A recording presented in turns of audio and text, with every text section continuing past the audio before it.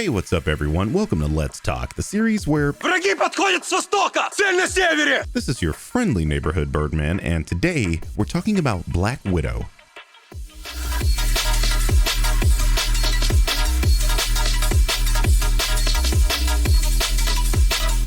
So Black Widow is the long-awaited solo film for our favorite Marvel super spy, Natasha Romanoff. It tells the story of the events that happened immediately after Natasha betrays Team Iron Man in Civil War.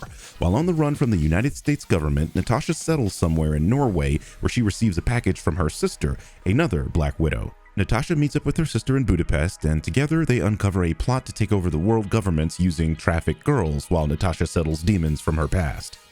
Wow, where to start with this movie? At the time of writing, I have seen this movie twice, and my first visceral reaction to this movie was that I didn't like it very much. The stakes in this movie aren't exactly up to Marvel's standard, and it's overall a little on the slow side, so that coupled with something I'm going to talk about later made me want to give this movie a D+.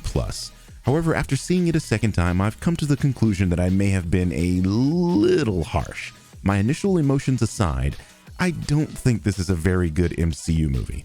Its premise is that we're going to explain Black Widow's origins while also telling you what she was doing after Civil War, but it really does a half-assed job of the former, and nobody really cares about the latter if we're being completely honest.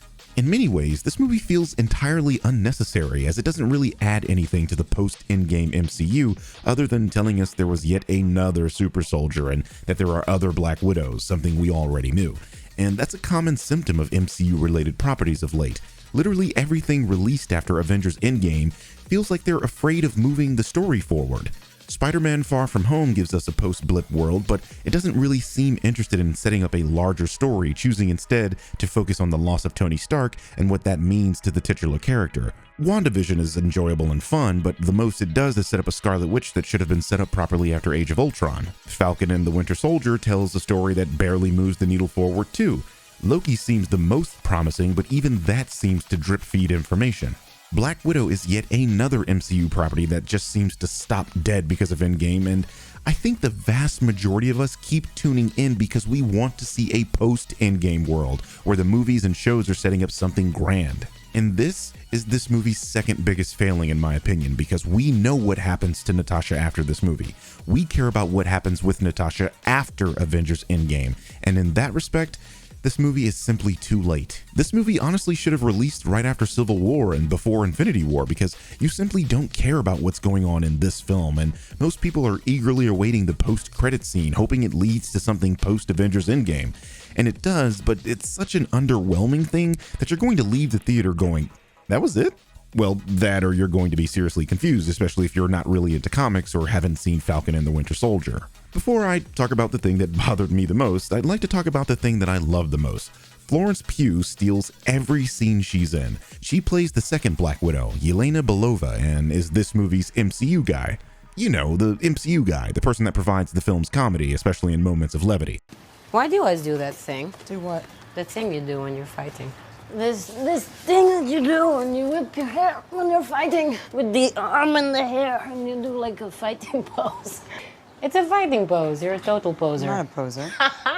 She's really, really funny, and I gotta say, her style of fighting is kind of brutal. Whereas Nat fights with a sort of grace and athleticism, Yelena fights like a pit bull, bum-rushing and overpowering her opponent, and it was pretty dope to watch her manhandle people. In a lot of ways, this movie is about her and setting her up to take the mantle of Black Widow, which is what the MCU is currently doing, setting up the future Avengers. I mean, we've got a new Hawkeye coming, the new Captain America, Spectrum. It's obvious they're setting up Yelena to take over the role after Natasha's death. And that's not a bad thing, it's just that there doesn't seem to be any momentum here because they're just giving us analogs of past characters. Beyond that, I did find this movie enjoyable to watch the second time, and it's not like this movie isn't a well-made movie. Outside of some shoddy CGI in places, it's competently shot and the story is pretty cohesive. You notice things at the beginning of the movie that you didn't notice the first time watching it, and I like when movies hide things in plain sight.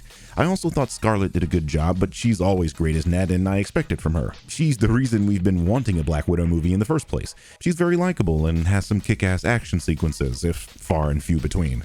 Alright, now let's talk about the thing I know most people who have seen this movie want to talk about. Taskmaster.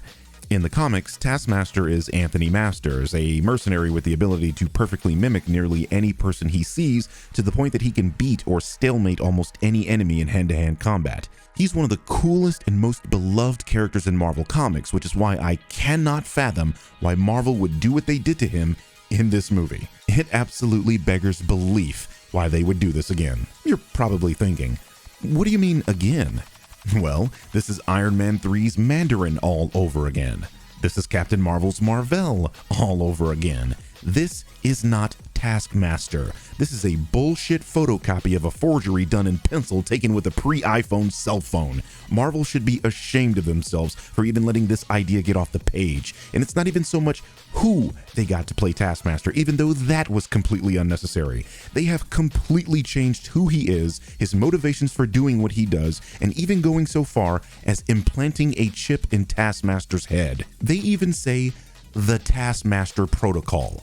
What the fuck is that? That's like turning Steve Rogers into a mute and S.H.I.E.L.D. activating the Captain America Initiative. It's fucking corny and nobody asked for that. I can immediately see Taskmaster fans completely checking out of this movie because of this, and that's nearly what happened to me my first viewing. It's that bad. I can literally go on and on about this, but I won't because it's only going to make me mad, and I've calmed down some since my initial viewing. This movie is best described as unnecessary. If you're going to give us a story that doesn't really mean much in the grand scheme of things, make it about Lady Sif in The Warriors 3. We care about Black Widow, and that's why we were in the seat. Natasha somewhat gets upstaged by the second Black Widow, and perhaps that was by design. The plot is essentially forgettable and only sets up Yelena in a future Avengers project and the Hawkeye TV show. Taskmaster is a bastardized version of the character who is Taskmaster in name only and saved by the fact that the character is barely in the movie anyway. It's mildly enjoyable to watch because of Florence Pugh's extremely charismatic performance, but this movie is average at its absolute best. A C. This is one of those movies that's going to be difficult to sit through as a comic book fan because we know these characters and what they mean to potential future stories, but it will be enjoyable to the average moviegoer because they don't have a clue what they're missing out on. Ignorance is most definitely bliss because there is an entertaining film under the stink of fucking up the comic lore. It really reminds me of Iron Man 3 because the comic fans hate that movie for what it did to a beloved character, but the average moviegoer doesn't really mind or even realize what happened, so they enjoy that movie. Personally, I'm really flexible when it comes to changing things about Marvel characters and can put aside my dislike of change because I'm enjoying the movie nonetheless. But sometimes these filmmakers make decisions that infuriate me, and the Taskmaster thing is one of them.